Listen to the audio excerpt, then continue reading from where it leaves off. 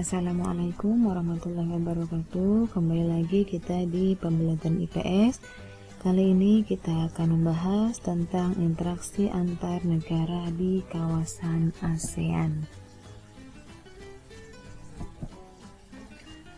Hubungan antar negara ASEAN semakin diperlukan seiring dengan munculnya berbagai macam kebutuhan yang berbeda-beda dari tiap-tiap negara anggota.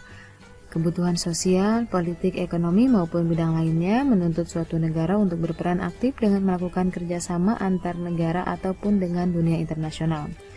Pada saat ini, dunia dihadapkan dengan kondisi penyebaran wabah virus corona yang tersebar hampir di seluruh dunia, termasuk di kawasan ASEAN. Di dalamnya yang menjadi agenda ASEAN dalam bekerja sama dalam menghadapi atau menanggulangi wabah virus corona. Kerjasama itu sendiri adalah kerjasama sebagai kegiatan atau usaha yang dilakukan oleh beberapa orang atau lembaga pemerintah dan sebagainya untuk mencapai tujuan bersama.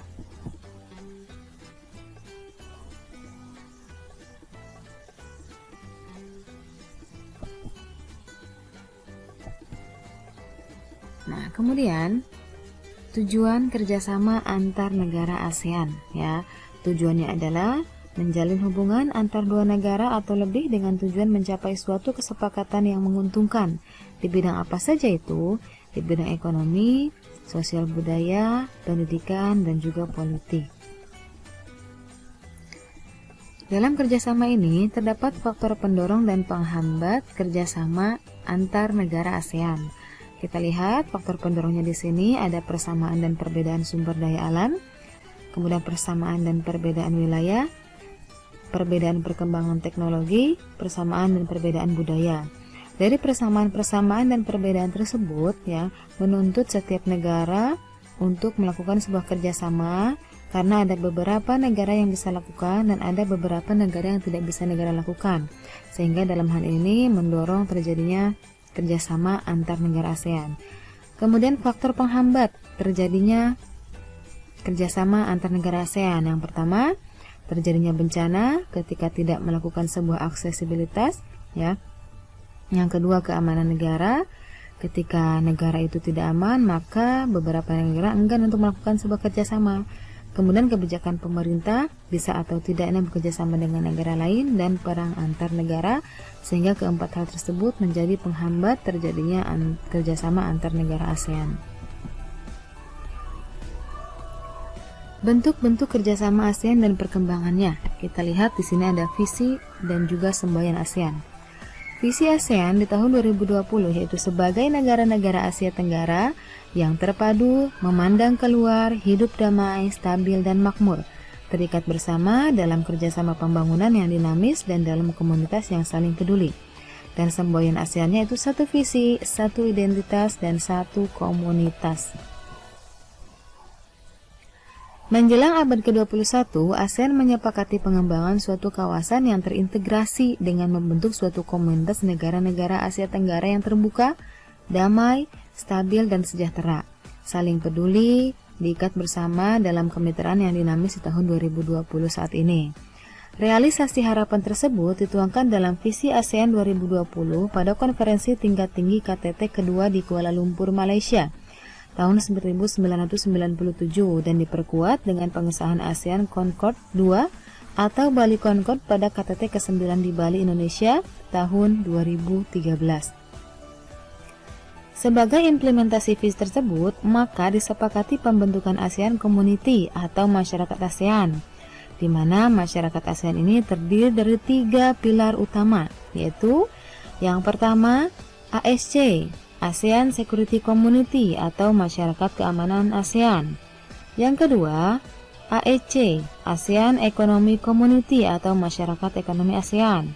Dan yang ketiga, ASCC, ASEAN Socio-Cultural Community atau Masyarakat Sosial Budaya ASEAN. Yang pertama, di sini ada kerjasama di bidang sosial dan budaya. Kerjasama antar negara-negara anggota ASEAN dalam bidang sosial dilakukan agar tercipta kerukunan dan kemajuan bersama, di mana setiap negara anggota ASEAN diminta berperan aktif dan ikut serta dalam upaya kerjasama guna mendukung kesejahteraan negaranya sendiri. Kerjasama dalam bidang sosial dan budaya dilaksanakan oleh Komite on Social Development. Beberapa bentuk kerjasama bidang sosial negara-negara anggota ASEAN antara lain yaitu yang pertama, bidang pembangunan sosial dengan menekankan kesejahteraan golongan berpendapatan rendah, perluasan kesempatan kerja, serta pembayaran upah yang wajar. Yang kedua, membantu kepada kaum wanita dan pemuda dalam usaha-usaha pembangunan. Yang ketiga, menanggulangi masalah-masalah perkembangan penduduk dengan bekerja sama dengan badan-badan internasional yang bersangkutan. Yang keempat, pengembangan sumber daya manusia. Yang kelima, peningkatan kesejahteraan. Yang keenam, program peningkatan kesehatan. Yang ketujuh, pertukaran budaya dan seni, juga festival film ASEAN. Yang kedelapan, penandatanganan kesepakatan bersama di bidang pariwisata ASEAN. Dan yang kesembilan, penyelenggaraan pesta olahraga 2 tahun sekali melalui SEA Games. ASEAN Socio-Cultural Community atau ASCC atau Masyarakat Sosial Budaya ASEAN bersifat terbuka dan dinamis berdasarkan pendekatan yang berfokus pada masyarakat atau People Centered Approach. Cetak biru ASCC atau Masyarakat Sosial Budaya ASEAN sebagai pedoman bagi negara anggota ASEAN yang diarahkan untuk memberikan kontribusi dalam memperkuat integritas ASEAN yang berpusat pada masyarakat, di mana cetak biru masyarakat ASEAN ini memuat 6 elemen sebagai pedomannya. Yang pertama, pembangunan manusia. Yang kedua, perlindungan dan kesejahteraan sosial. Yang ketiga, hak-hak dan keadilan sosial. Yang keempat, memastikan pembangunan yang berkelanjutan. Yang kelima, membangun identitas ASEAN. Dan yang keenam, mempersempit jurang pembangunan.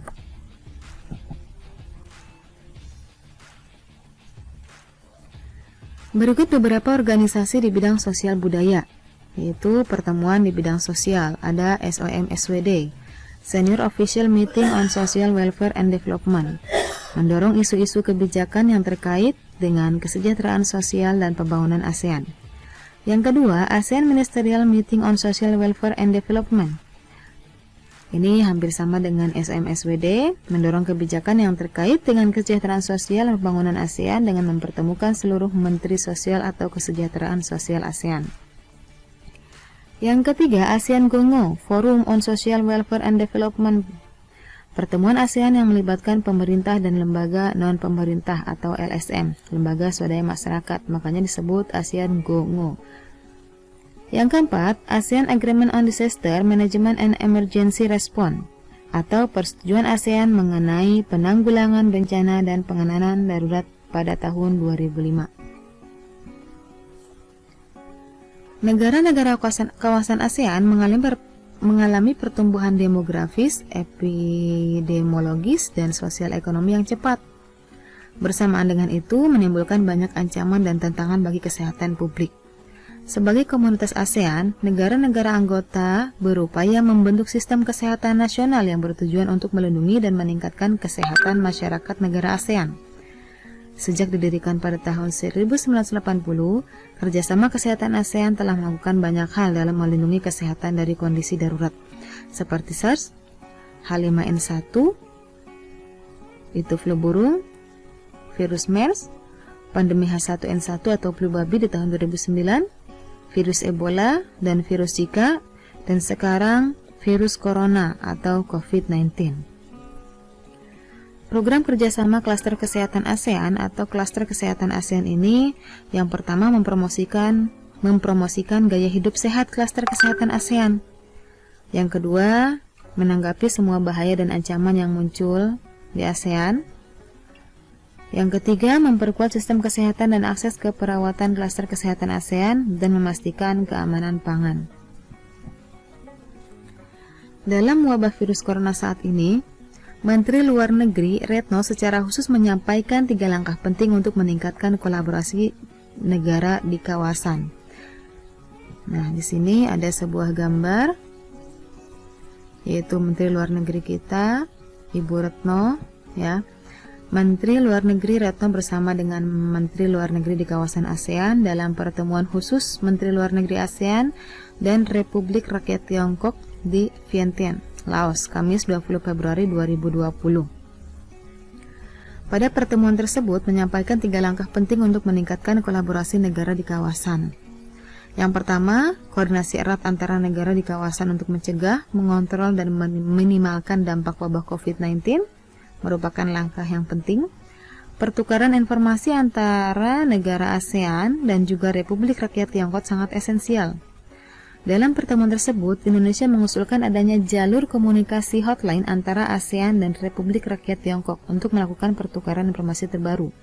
Yang kedua, mekanisme ASEAN Republik Rakyat Tiongkok dalam menghadapi krisis wabah endemik seperti COVID-19 harus diperkuat. Dan yang ketiga, memperkuat strategi komunikasi menjadi sebuah keharusan. Komunikasi dan edukasi publik terkait wabah COVID sangat penting untuk mencegah kepanikan dan kebingungan masyarakat akibat wabah ini. Selain itu, di Jakarta pada tanggal 10 Juni 2020, Menteri Sosial Juliari Peter Batubara memimpin delegasi pemerintah Republik Indonesia dalam telekonferensi video The Special Online Meeting of the ASEAN Ministerial Meeting on Social Welfare and Development atau AMMSWD di ruang rapat Menteri Sosial lantai 2, Gedung Kementerian Sosial Republik Indonesia. Rapat dibuka oleh Sekretaris Jenderal ASEAN Dato Lim Jok Hoi dan dihadiri oleh 10 menteri negara anggota ASEAN yang menangani isu kesejahteraan sosial. Turut hadir juga dalam rapat tersebut Direktur Jenderal Pemberdayaan Sosial Edi Suharto, Senior Official Meeting on Social Welfare and Development atau SOMSWD, dan juga para pemimpin ASEAN yang lainnya.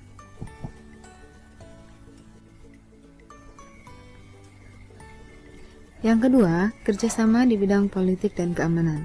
Kerjasama politik ini ditujukan untuk menciptakan keamanan, stabilitas, dan perdamaian antar negara di ASEAN. Kerjasama ini menyepakati adanya ZOPFAN, Traktat Persahabatan dan Kerjasama, Treaty of Aid and Cooperation atau TEC in Southeast Asia, dan Kawasan Bebas Senjata Nuklir di Asia Tenggara. Selain itu, kerjasama dalam bidang politik menciptakan ASEAN Regional Forum atau ARF untuk membahas kasus-kasus terkini yang menjadi perhatian ASEAN. Beberapa contoh nyata kerjasama politik dan keamanan di ASEAN adalah yang pertama, Traktat Bantuan Hukum Timbal Balik di bidang pidana, yang kedua, Konvensi ASEAN tentang Pemberantasan Terorisme, yang ketiga, pertemuan para Menteri Pertahanan, yang bertujuan mempromosikan perdamaian dan stabilitas kawasan melalui dialog serta kerjasama di bidang pertahanan dan keamanan, yang keempat, penyelesaian sengketa Laut Cina Selatan, yang kelima, kerjasama pemberantasan kejahatan lintas negara yang mencakup pemberantasan terorisme, perdagangan, obat terlarang, pencucian uang, penyelundupan dan perdagangan senjata ringan dan manusia, bajak laut, kejahatan internet, dan kejahatan ekonomi internasional. Karena waktu itu negara kita pernah warga negaranya disandra oleh kawanan bajak laut Abu Sayyaf di perairan Filipina. Yang keenam, kerjasama di bidang hukum, bidang migrasi dan kekonsuleran, serta kelembagaan antar parlemen. Yang ketiga, bentuk kerjasama di bidang pendidikan. Kerjasama bilateral maupun multilateral di bidang pendidikan terus dilakukan oleh negara-negara ASEAN demi tercapainya tujuan meningkatkan kualitas pendidikan di Asia Tenggara dan meningkatnya daya saing internasional. Contoh bentuk kerjasama negara-negara ASEAN dalam bidang pendidikan yaitu yang pertama, ASEAN Council of Teacher Convention di Sanur, Denpasar pada 8 Desember 2012 dengan tema ASEAN Community Teacher Professionalists for Quality Education and Human. Pada pertemuan ini hadir organisasi guru dari Indonesia, Brunei Darussalam, Malaysia, Filipina, Singapura, Thailand, Vietnam, serta Korea Selatan. Jadi kerjasama ini tidak hanya dengan atau intra anggota ASEAN, tapi juga dengan negara-negara di wilayah Asia lainnya. Penawaran beasiswa pendidikan, contohnya Singapura memberikan beasiswa latihan pengelolaan jasa pelabuhan udara, kesehatan dan keselamatan kerja industri, komunikasi bahari, dan lain-lain. Contoh lain, Indonesia memberikan beasiswa pendidikan kedokteran, bahasa, dan seni kepada pelajar negara-negara anggota ASEAN dan kawasan negara berkembang. Yang ketiga, Negara-negara ASEAN memanfaatkan beasiswa untuk belajar di berbagai universitas di negara-negara ASEAN dan Jepang atas biaya yang diberikan oleh ASEAN dan juga Jepang. Yang keempat, Olimpiade di bidang pendidikan sering diadakan pada taraf regional Asia Tenggara. Contohnya di sini ada Pertamina menyelenggarakan Olimpiade Sains Nasional atau OSN di tahun 2015 ya, dan seterusnya. Akan tetapi OSN di sini kita sempat terhenti di tahun 2020 karena adanya penyebaran kasus COVID. Yang keempat, kerjasama ASEAN di bidang ekonomi. Sejak ASEAN dibentuk, kerjasama ekonomi merupakan sebagai salah satu agenda utama. Pada tahun 1992, para kepala negara ASEAN menyepakati pembentukan suatu kawasan perdagangan bebas di ASEAN, yaitu adanya AFTA, ASEAN Free Trade Area. Tujuan pembentukan AFTA yang pertama, meningkatkan kerjasama ekonomi dengan negara-negara anggota ASEAN agar tercipta pertumbuhan ekonomi yang merata dan berkesinambungan. Yang kedua, meningkatkan investasi dalam kegiatan produksi dan jasa antar negara ASEAN. Dan yang ketiga, meningkatkan produksi dan jumlah ekspor setiap negara anggota ASEAN. MEA atau ASEAN Economic Community memiliki tujuan menciptakan pasar tunggal dan basis produksi yang ditandai aliran barang, jasa, investasi, tenaga kerja terampil, dan barang modal secara lebih bebas. Cetak biru ASEAN Economic Community atau sebagai landasan dalam membentuk kebijakan dalam kegiatan ekonomi ini berisi yang pertama, menuju single market atau pasar tunggal dan production base atau basis produksi. Yang kedua, menuju penciptaan kawasan regional ekonomi yang berdaya saing tinggi antara lain melalui kebijakan kompetisi regional, pembangunan infrastruktur dan teknologi informasi.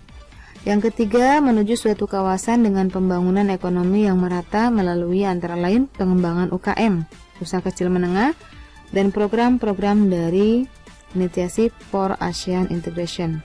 Yang keempat, menuju integrasi penuh pada ekonomi global melalui pendekatan yang terpadu dalam hubungan ekonomi serta mendorong keikutsertaan dalam jaringan supply global. Itulah anak-anak pembahasan kita tentang interaksi antar negara di ASEAN, di mana dapat kita simpulkan tadi ada 3 pilar utama ASEAN, yaitu masyarakat ekonomi ASEAN, masyarakat sosial budaya ASEAN, dan masyarakat keamanan ASEAN. Ya, semoga bermanfaat. Terima kasih. Wassalamualaikum warahmatullahi wabarakatuh.